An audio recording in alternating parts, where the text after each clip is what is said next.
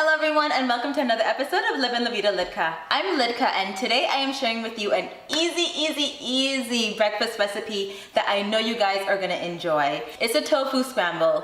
Listen, I know tofu's not the sexiest thing out the package.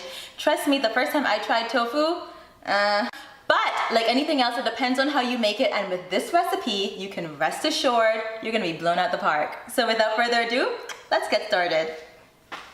For this recipe, I'm going to use tomatoes, scallions, bell peppers, and onions, which I'm going to saute before adding in my tofu.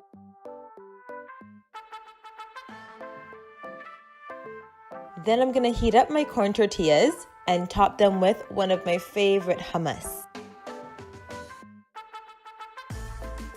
Add the tofu and you're done.